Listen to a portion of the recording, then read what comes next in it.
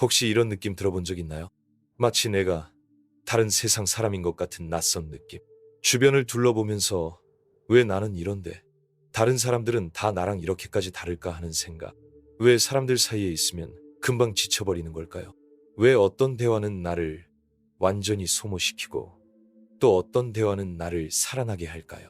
왜 어떤 때는 머릿속이 쉴 틈 없이 돌아가는데 다른 사람들은 마치 아무 걱정 없이 평온하게 사는 것처럼 보일까요? 혹은 반대일 수도 있어요. 어쩌면 당신은 조용한 상황에서 오히려 불안해지는 사람일지도 몰라요. 움직임이 필요하고 소통이 필요하고 자극이 필요하죠. 그런데 혼자만의 생각 속에 갇히게 되면 모든 게 무너지는 것 같은 기분이 들기도 해요. 사실 대부분의 사람들은 평생 동안 자신에게 뭔가 문제가 있다고 믿으며 살아갑니다. 자신이 이상하다고 느끼고 기준에서 벗어나 있다고 느끼고 뭔가 잘못됐다고 생각해요. 하지만 모를 뿐이에요. 사실 그들이 단점이라고 생각해온 것들이 단순히 그 사람의 심리적 성향, 본래의 기질일 뿐이라는 것을요. 칼 융은 이걸 100년도 훨씬 전에 이미 알아차렸어요. 그는 인간이 단 하나의 방식으로만 존재하는 것이 아니라는 걸 이해했지요. 우리 안에는 보이지 않는 구조가 있어요. 이 내면의 지도는 우리가 어떻게 생각하고 느끼고 결정하고 관계를 맺고 그리고 어떻게 살아가는지를 만들어냅니다. 그리고 만약 자신이 어떻게 작동하는지 모른다면 결국 스스로와의 조용한 전쟁 속에 살게 됩니다. 자신에게 줄 수 없는 걸 계속 요구하고 스스로에게 실망하고 자책하게 되죠. 더 안타까운 건 애초에 나 같은 사람을 위해 설계되지 않은 세상에 억지로 자신을 끼워 맞추려 한다는 거예요. 그런데요, 진짜 내 모습을 보기 시작하면 정말 많은 게 달라지기 시작해요. 처음으로 더 이상 내가 잘못된 사람이라는 느낌이 사라지기 시작해요. 그리고 이제야 비로소 나다운 삶, 나다운 관계, 나다운 선택을 만들어갈 수 있게 됩니다. 오늘 영상에서는 바로 그 문을 함께 열어보려고 해요. 칼 융의 관점으로 바라본 인간의 4가지 기본 성향에 대해 알아보고 그게 단순한 이론이 아니라 어떻게 우리의 삶과 관계, 일, 그리고 무엇보다 내면의 평화에까지 영향을 주는지 함께 살펴볼 거예요. 내향성과 외향성, 당신의 에너지를 결정짓는 축. 모든 것은 여기서부터 시작됩니다.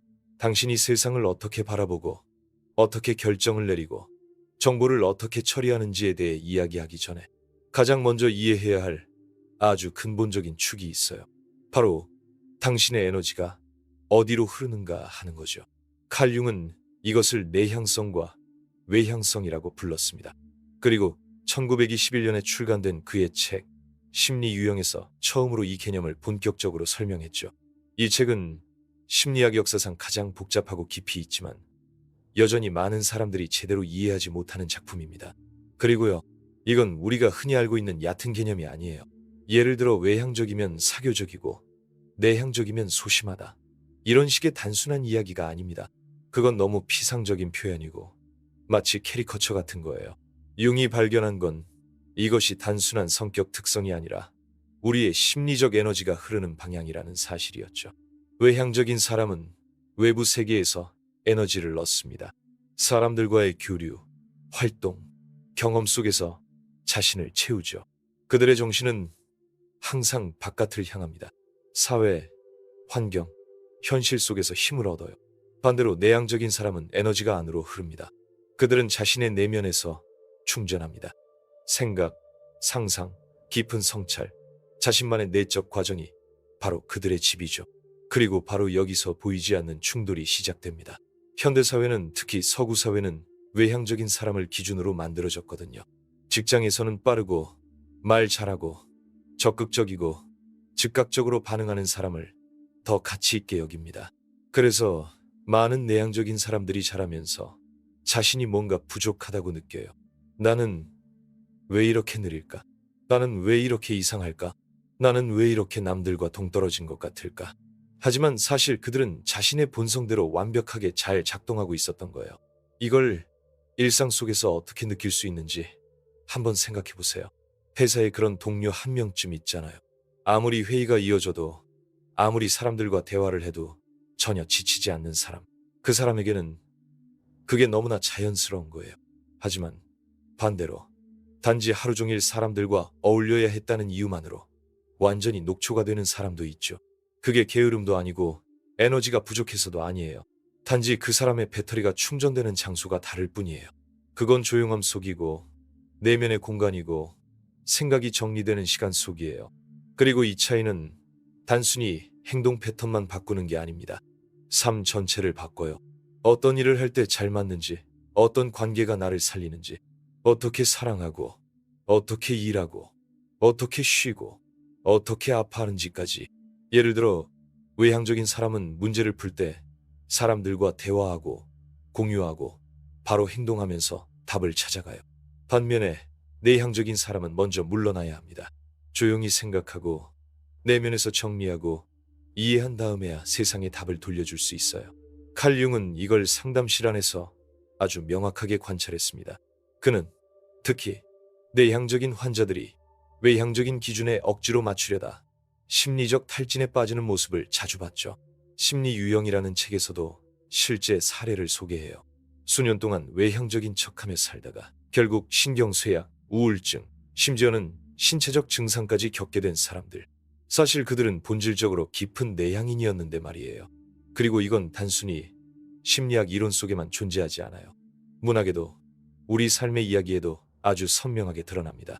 프란츠 카프카의 변신을 떠올려 보세요. 그레고르 잠자라는 인물이 세상의 압박 속에 완전히 짓눌려서 결국엔 더 이상 움직일 수도 존재할 수도 없게 되어버리죠. 카프카 자신도 전형적인 내향인이었어요.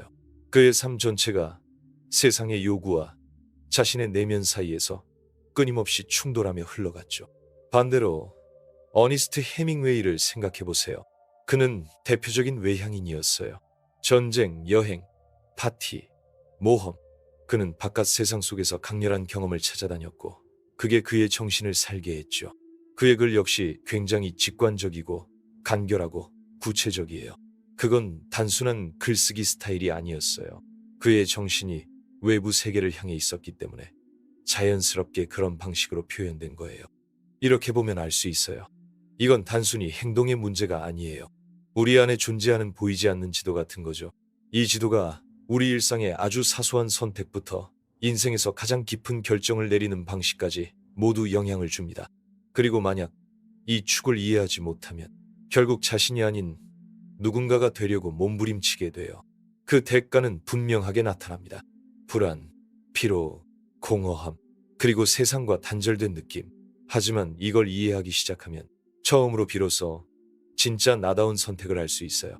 세상이 기대하는 내가 아니라 진짜 나로서 살아갈 수 있는 선택을요. 인지기능, 당신이 세상을 바라보는 보이지 않는 필터, 내향성과 외향성의 축이 당신의 에너지가 어디로 흐르는지를 결정한다면 인지기능은 당신이 세상을 어떻게 인식하고 어떻게 결정을 내리는지를 결정합니다. 이건 마치 당신 안에 존재하는 현실의 필터 같은 거예요. 칼 융은 심리 유형이라는 책에서 4가지 주요 기능을 설명합니다. 사고, 감정, 감각, 직관. 각 기능은 세상을 해석하는 서로 다른 방식이에요. 어느 하나가 더 낫거나 부족하지 않아요. 단지 다를 뿐이죠. 먼저 감각부터 시작해 볼게요. 감각이 주기능인 사람들은 지금 이 순간 구체적이고 현실적인 것에 깊이 연결되어 있어요. 이들은 남들이 보지 못하는 세세한 부분까지 포착합니다. 냄새, 질감, 목소리의 미묘한 변화, 공간의 분위기까지 섬세하게 느껴요. 눈으로 보고 손으로 만지고 직접 경험할 수 있는 것을 신뢰합니다. 일에서는 매우 실용적이고 실행력도 강하고 현실적이에요. 사랑에서는 말보다 행동으로 표현하죠. 작은 선물, 스킨십, 세심한 배려. 이런 사람들이 세상의 중심을 단단히 붙잡고 있는 거예요. 반대편에는 직관이 있어요. 직관형 사람들은 지금 이 순간보다는 아직 오지 않은 가능성 속에서 살아갑니다. 보이지 않는 연결, 남들이 보지 못하는 패턴을 찾아내죠. 감각형이 현재에 집중한다면 직관형은 끊임없이 미래를 그리고 상상하고 아직 일어나지 않은 것 속에서 의미를 찾습니다. 이들은 창의적인 분야, 혁신, 연구, 철학, 아이디어 개발 같은 곳에서 두각을 나타내요. 관계에서도 물리적인 것보다는 대화, 비전, 생각의 교류를 통해 깊이 연결됩니다. 그리고 사고 기능. 이 기능을 주로 쓰는 사람들은 논리, 분석, 객관성을 바탕으로 결정을 내립니다. 이들은 언제나 이런 질문을 해요. 이게 논리적으로 맞는가? 이게 합리적인가? 이게 기능적으로 잘 작동하는가? 그래서 종종 이런 사람들이 차갑다거나 거리감이 있다는 인상을 주기도 해요. 하지만 사실 그들은 그냥 세상을 논리적인 필터로 바라보며 이해하려고 하는 것뿐이에요. 일에서는 전략, 분석, 문제 해결에 매우 강합니다. 관계에서는 감정 표현이 부족해 보일 수 있지만 문제를 해결해 주거나 명확하게 정리해 주는 방식으로 사랑을 표현하죠. 이들은 안정감을 주는 구조를 만들어 줍니다. 반대로 감정 기능이 주인 사람들은 논리가 아닌 가치, 감정, 관계를 기준으로 결정을 내려요. 이 사람들의 질문은 이렇습니다. 이게 나에게, 그리고 다른 사람들에게 좋은 일인가? 이게 내 가치관과 맞는가? 일에서는 사람과의 관계, 갈등 중재, 인간적인 성장에 관심이 많아요. 사랑에서는 굉장히 따뜻하고 공감이 깊고 정서적으로 민감합니다. 하지만 동시에 감정적인 상처, 거절, 관계 속 갈등에도 쉽게 아파하죠. 가장 중요한 건 이 네 가지 기능은 누구에게나 다 존재한다는 거예요. 다만 그 안에는 분명한 순서가 있습니다. 가장 자연스럽고 강한 주 기능이 있고 그걸 도와주는 보조 기능이 있어요. 그리고 상대적으로 덜 쓰는 기능 두 개가 있는데 그중 하나는 흔히 그림자 기능이라고 불립니다. 이 그림자 기능은 무의식 속에 숨어 있다가 우리가 외면하면 결국 삶 속에서 불편함과 위기로 드러나게 돼요. 예를 들어볼게요. 직관이 강한 사람이 감각을 무시하면 어떻게 될까요? 끊임없이 미래를 상상하고 아이디어 속에서 살다가 현재를 놓쳐버립니다. 몸을 돌보지 않고 금전 관리도 어렵고 일상적인 일들을 흘려보내게 돼요. 결국 삶은 그 대가를 요구하죠. 반대로 사고가 강한 사람이 감정을 외면하면 어느 순간 자신이 너무 차갑고 사람들과 단절되어 있다는 사실을 깨닫습니다. 그리고 문득문득 설명할 수 없는 공허함과 외로움이 밀려오죠. 융은 말했어요. 진짜 성장이라는 건 완벽해지는 게 아니라고요. 온전해지는 것이라고요. 그래서 내 강점을 더 잘 쓰는 것도 중요하지만 그동안 외면하고 있었던 내 안의 또 다른 부분을 인정하고 따뜻하게 바라보는 것이 진짜 변화의 시작입니다. 그리고요, 이 인지 기능을 이해하게 되면 정말 많은 것들이 이해되기 시작해요. 왜 어떤 직업은 나를 지치게 만들고 어떤 일은 나를 살게 하는지, 왜 어떤 대화는 나를 충만하게 하고 어떤 대화는 나를 탈진하게 만드는지, 왜 어떤 사람과는 관계가 자연스럽게 흐르는데 어떤 사람과는 항상 어긋나는지, 그건 결코 결함도 아니고 실패도 아닙니다. 그저 서로 다른 내면의 지도들이 충돌하고 있었을 뿐이에요. 그리고 이제 당신은 그 지도를 볼 수 있게 되었어요. 심리 유형의 조합, 당신의 마음이 삶과 관계, 그리고 존재의 목적을 어떻게 조직하는가. 각 기능을 따로 이해하는 것만으로도 이미 삶은 많이 달라지기 시작합니다. 그런데 이 기능들이 내 안에서 어떻게 조합되어 작동하는지를 이해하면 그때부터는 정말 모든 것이 완전히 달라져요. 왜냐하면 바로 여기서부터 진짜 나라는 존재가 형태를 갖추기 시작하거든요. 단순히 나는 내향적이다 혹은 나는 외향적이다라고 말하는 건 충분하지 않아요. 예를 들어 나는 직관형 내향인이다. 보조 기능으로 사고를 쓴다. 혹은 나는 감각형 외향인이다. 보조 기능으로 감정을 쓴다. 이렇게 조합되는 방식에 따라 세상을 살아가는 방식, 사랑하는 방식, 일하는 방식, 존재하는 방식이 전부 달라집니다. 예를 하나 들어볼게요. 칼융처럼 직관형 내향인. 이런 사람들은 구체적인 현실보다는 머릿속 세계에서 더 많이 살아갑니다. 아이디어, 상징, 가능성, 미래, 보이지 않는 의미를 찾고 세상의 패턴을 이해하고 본질을 탐구하는 것이 삶의 중심이에요. 그래서 이들은 비전가이고 철학자이고 사유의 구조를 만들어내는 사람이죠. 하지만 그만큼 때로는 현실과 동떨어져 보이기도 하고 멀게 느껴지고 심지어 엉뚱하거나 괴짜처럼 보일 수도 있어요. 반대로 어니스트 해밍웨이처럼 감각형 외향인은 삶을 직접적인 경험 속에서 찾습니다. 몸으로 부딪히고 움직이고 느끼고 살아있음을 경험하는 것이 중요해요. 이들에게 즐거움은 아주 구체적이고 물리적인 것에서 옵니다. 여행, 스포츠, 사람들과의 대화, 손으로 직접 무언가를 만드는 일. 이런 사람들은 현재의 발을 단단히 디디고 살아가죠. 하지만 내면의 축과 단절되면 너무 즉각적이고 비상적이고 끊임없이 외부 자극만을 쫓게 될 위험도 있어요. 멈추면 공허함이 밀려오니까요. 이번에는 사고형 내향인을 떠올려 볼게요. 이건 전형적인 분석가의 모습입니다. 머릿속에서 세상을 정리하고 구조화하고 논리적으로 이해하는 사람이에요. 이들은 항상 이렇게 생각합니다. 어떻게 작동하는 걸까? 이건 어떤 시스템일까? 어떻게 연결되는 걸까? 그래서 일에서는 전략, 과학, 기술, 경영 분야에서 탁월합니다. 하지만 관계에서는 종종 차갑게 보이거나 너무 머리로만 사는 사람처럼 느껴지기도 해요. 사실은 단지 모든 걸 내면에서 깊게 처리하고 있는 것뿐인데 말이죠. 그리고 감정형 외향인. 이 사람들은 삶의 중심이 언제나 타인에게 있습니다. 나의 결정은 주변 사람들의 행복, 관계의 조화, 사회적 연결에 따라 움직여요. 이들은 타고난 소통가이고 돌봄을 실천하는 사람이고 공동체를 이끄는 리더입니다. 세상을 더 따뜻하게 만드는 사람들이죠. 하지만 자신을 돌보지 않으면 끝없이 타인을 만족시키려 하다가 결국 자기 자신이 누구인지 잃어버릴 위험이 있어요. 어디까지가 나고 어디서부터가 남인지 모르게 되는 거죠. 이게 얼마나 큰 영향을 주는지 한번 생각해 보세요. 일에서도 마찬가지예요. 감각형은 당장 눈에 보이는 문제를 해결하고 결과를 보고 손으로 만지고 직접 실행합니다. 직관형은 아이디어를 만들고 미래를 설계하고 가능성을 탐구합니다.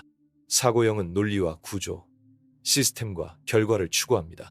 감정형은 사람과의 연결, 조화, 인간적인 가치를 최우선으로 생각해요.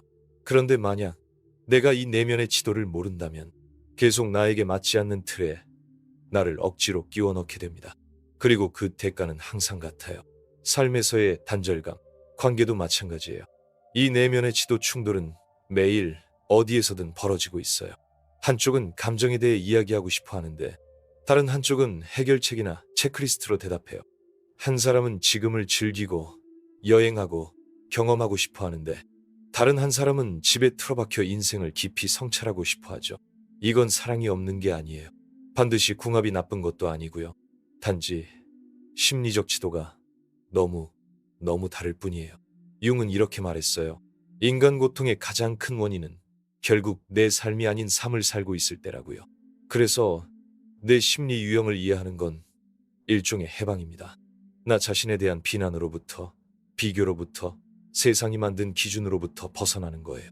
남들이 기대하는 내가 아니라 내 영혼이 태어날 때부터 바라던 나로 살아가는 것. 그리고 그걸 이해하는 순간 일이 달라집니다. 사랑이 달라집니다. 선택이 달라집니다.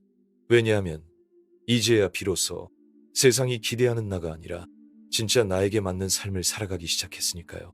유형의 그림자. 당신의 심리가 스스로를 무너뜨릴 때 이 여정에는 반드시 도달하게 되는 지점이 있어요.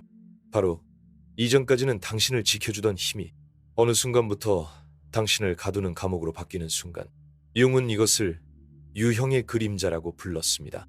언제나 당신을 지켜주던 그 능력이 조용히 그리고 아주 교묘하게 당신을 파괴하기 시작하는 거죠. 그리고 가장 무서운 건 당신이 그걸 알아차리지 못한다는 거예요. 왜냐하면 그냥 나답게 살고 있다고 믿으니까요. 하지만 사실은 자신 안에 단 하나의 부분만 붙잡고 거기에 갇혀서 살아가고 있는 거예요. 예를 들어 직관이 강한 사람을 생각해 보세요. 이들은 늘 아이디어, 의미, 가능성의 세계에서 살아갑니다. 창의적이고 비전이 있고 꿈꾸는 사람이죠. 그런데 감각이라는 반대 기능을 외면하면 어떻게 될까요? 몸과 일상, 물질적 현실과 단절됩니다. 결국 현재에서 도망치게 돼요. 미래, 가능성, 언젠가 이런 것만 붙잡고 살다 보니 정작 오늘은 무너지고 있죠. 처음에는 그게 재능이었어요. 하지만 이제는 현실 회피가 되어버린 거죠. 사고 기능이 강한 사람도 마찬가지예요. 논리, 분석, 구조화. 이들은 이 능력을 자랑스럽게 여기고 문제를 해결하는 데 뛰어나요. 하지만 감정을 외면하면 점점 인간적인 감각과 연결이 끊어집니다. 사람은 점점 기계처럼 변해가요. 잘 작동하고 논리적으로 움직이고 문제를 해결하는데 어느 날 문득 깨닫죠. 내 마음은 텅 비어 있다는 걸. 그리고 이렇게 묻게 됩니다. 세상을 이토록 잘 이해하는 게 도대체 무슨 의미가 있지? 나는 이제 도대체 뭘 느끼고 있는 거지? 반대의 경우도 굉장히 고통스러워요. 감정형 사람이 사고 기능을 외면하면 끊임없이 남을 맞추고 배려하고 인정받으려고 애쓰게 돼요. 사랑받고 싶고 연결되고 싶고 거절당하고 싶지 않아요.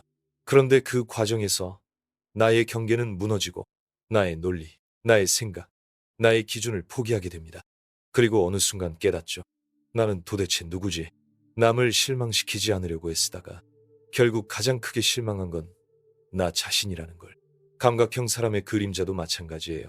이들은 지금 이 순간, 현실, 실행에 강합니다. 놀랍도록 효율적이고 일을 잘하고 문제를 바로바로 해결해요. 하지만 직관을 외면하면 상상하지 못합니다. 미래를 보지 못합니다. 자신을 초월하는 힘을 잃어요. 그래서 결국엔 이렇게 되묻게 됩니다. 인생이 고작 이거였나? 일하고, 먹고, 자고, 반복. 언제부터 내 영혼을 잃어버린 거지? 그리고 여기서 정말 중요한 진실이 있습니다. 아프지만 동시에 가장 해방되는 진실. 그림자는 당신 바깥에 있는 게 아니에요. 그림자는 바로 당신 안에 있어요. 그리고 그건 당신의 빛이 왜곡된 모습입니다. 당신의 강점, 당신의 주기능, 당신의 심리적 유형이 일방적이고 경직되고 무의식적으로 쓰일 때 그것이 바로 그림자가 돼요. 그리고 놀랍게도 당신이 외면하고 있는 바로 그것이 어느 순간부터 당신 삶을 지배하기 시작합니다. 칼융은 이렇게 말했죠. 당신이 무의식 속에 있는 것을 의식하지 않는 한 그것은 당신의 삶을 지배할 것이다. 그리고 당신은 그것을 운명이라고 부를 것이다. 그래서 우리는 반복합니다.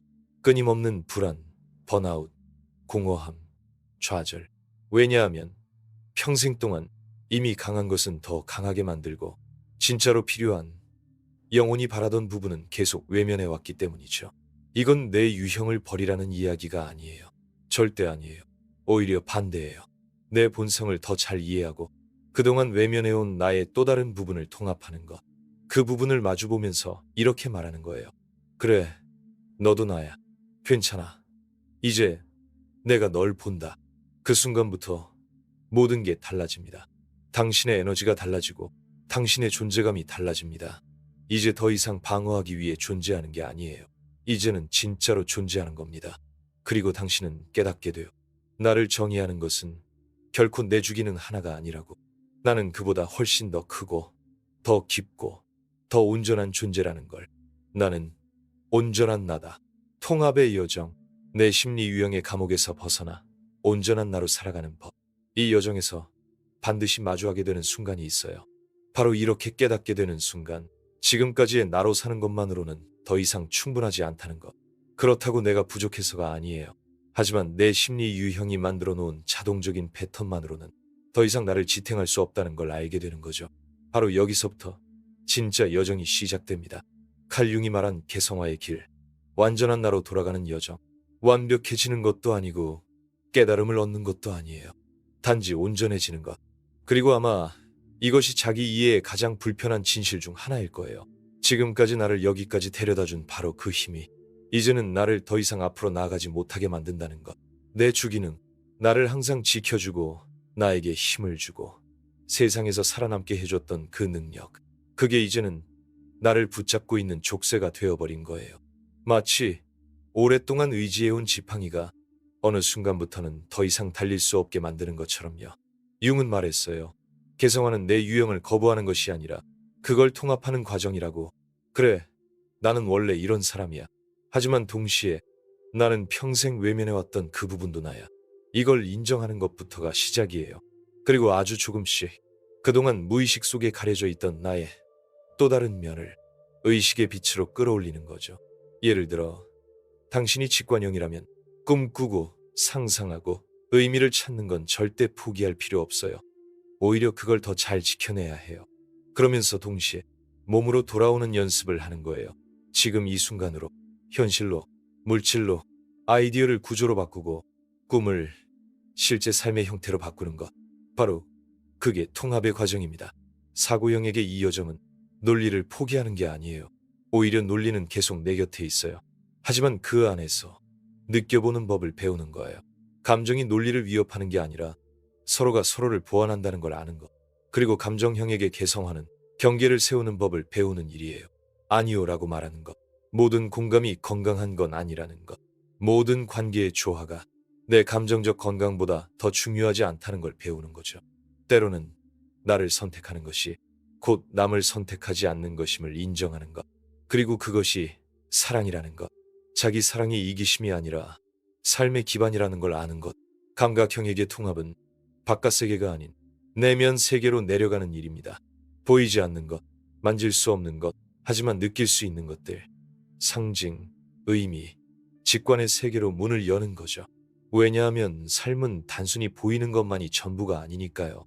내면의 세계를 무시하면 결국 바깥의 삶은 그저 반복적인 루틴, 기계적인 일상, 영혼 없는 노동이 되어버려요. 그리고 알아두세요. 이 길은 결코 편안하지 않아요. 누구도 아침에 눈을 떴다고 해서 갑자기 온전한 존재가 되지 않습니다. 이건 과정이에요. 하나의 춤이에요. 어느 날은 앞으로 나아가고 어느 날은 다시 뒤로 물러납니다. 어떤 날은 스스로가 꽤 온전해 보이고 어떤 날은 여전히 길을 잃은 것 같아요. 하지만 괜찮아요. 정말 괜찮아요. 왜냐하면 통합은 내 그림자를 완벽하게 지배하는 게 아니니까요. 그저 더 이상 도망치지 않는 것, 그것만으로 충분합니다. 그리고 이 과정이 시작되면 진짜로 모든 것이 바뀌기 시작해요. 당신의 에너지가 달라집니다. 당신의 존재감이 달라집니다. 더 이상 세상에 맞추기 위해 사는 게 아니에요. 더 이상 나를 방어하기 위해 사는 것도 아니에요. 이제는 나를 표현하기 위해, 나를 확장하기 위해, 진짜 나로 존재하기 위해 사는 거예요. 절반으로도 아니고, 도망치는 방식으로도 아니고, 방어하는 방식으로도 아니고, 온전히, 완전히, 나답게. 어쩌면 결국 당신이 평생 진짜 원해왔던 건 온전함이었을지도 몰라요.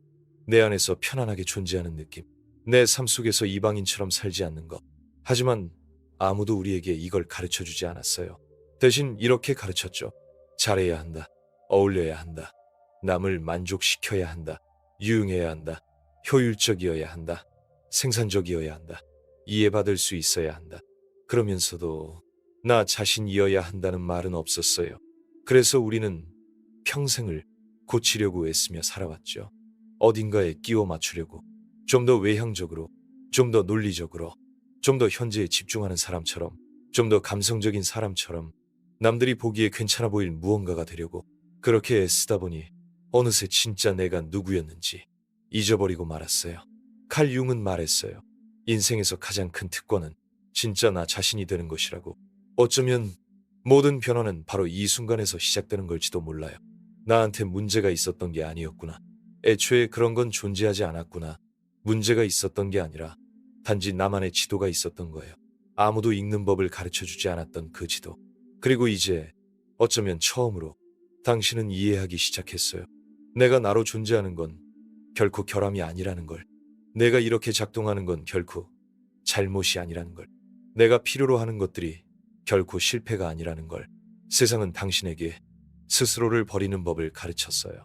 하지만 당신의 영혼은 단 한 번도 당신을 부르는 일을 멈춘 적이 없었어요. 당신의 중심으로, 당신의 본래 자리로, 다시 당신의 집으로. 왜냐하면 결국 당신이 찾고 있던 모든 것은 언제나 당신 안에 있었으니까요.